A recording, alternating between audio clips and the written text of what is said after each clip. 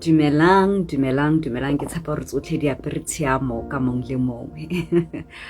Dumelang, I hope you're well. God is good. We have to say that. And He's a good Father. He's very, very good to us. You're alive. You have food. You have clothes to wear. You have a bed to sleep on. You have people in your life who love you and care about you. You are blessed. You are blessed. Mo botshelong, in this life, it's very important that you do not measure people according to your own understanding and your own perceptions. You know, the blessing and the honor of journeying through life with people as they go through restoration, as they go through healing, is helping people walk through miseducation, misperceptions, misrepresentations, displacement, projections, incorrect ideas.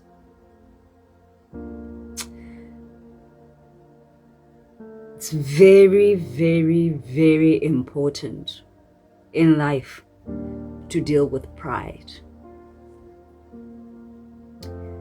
You want to know the number one place where Satan steals from people and destroys them? Pride. It's very, very, very important in life to deal with pride. In the many, many forms it expresses itself. But I want to talk about two ways pride is destructive. Pride often manifests itself, especially in interpersonal relationships, in jealousy and envy.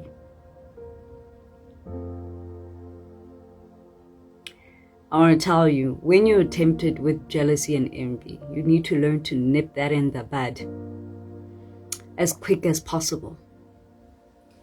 You need to be the kind of person who comes to the Lord and say, Lord, forgive me, help me deal with this. Because if you don't, you become the kind of person who's a weapon formed against other people.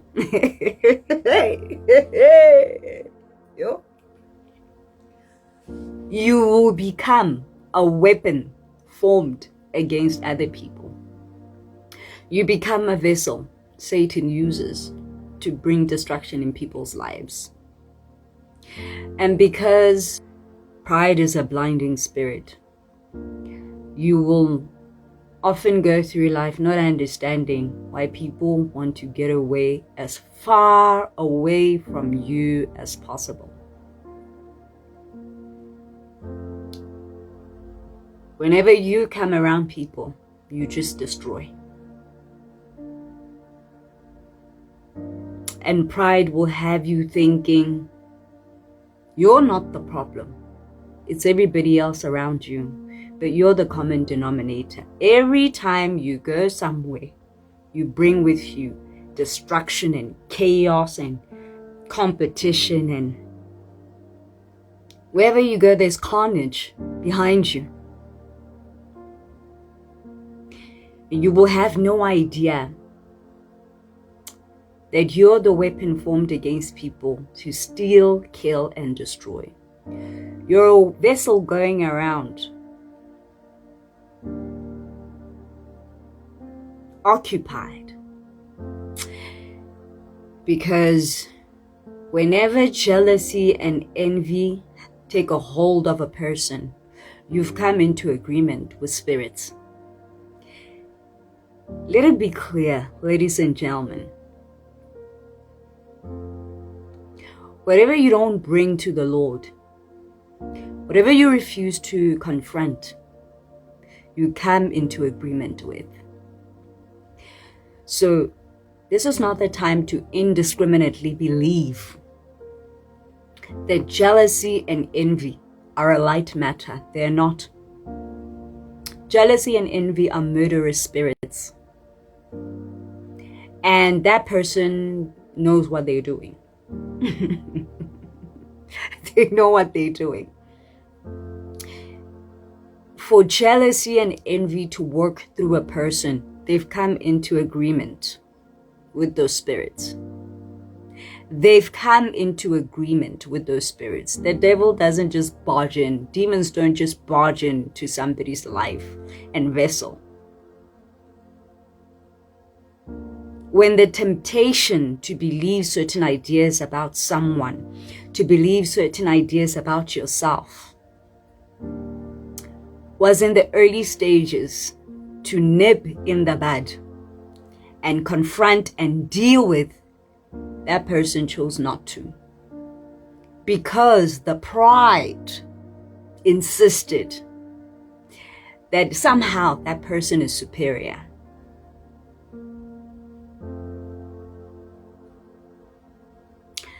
This is the time to be very circumspect and assess your relationships, because there are many people who are in interactions of all kinds with people who are a weapon formed against them.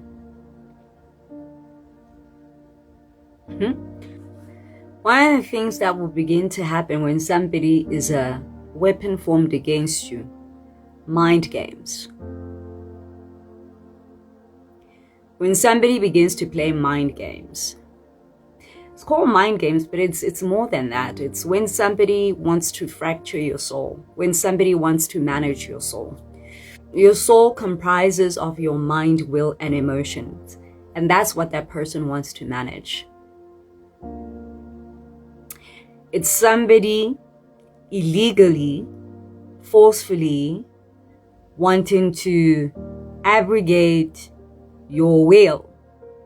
It's somebody wanting to reconstruct, fracture, mismanage, dismantle your soul, who you are, in order for them to maintain the image they have of themselves.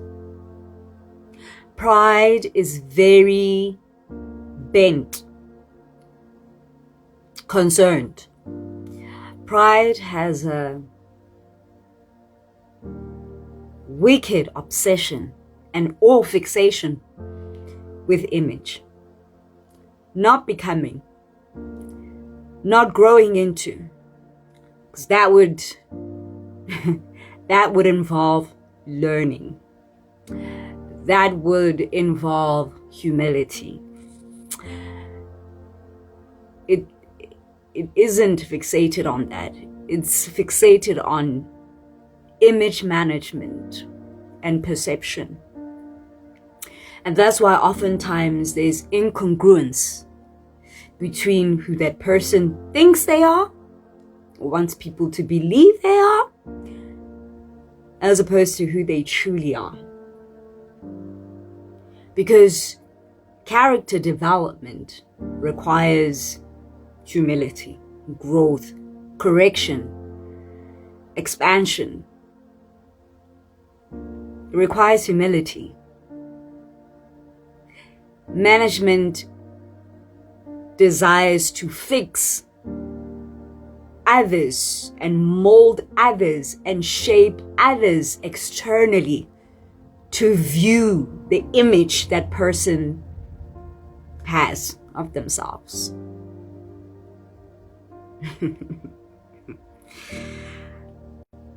That's a person who's a weapon formed against you. And in the times that we're living in, we need to be very careful and very discerning.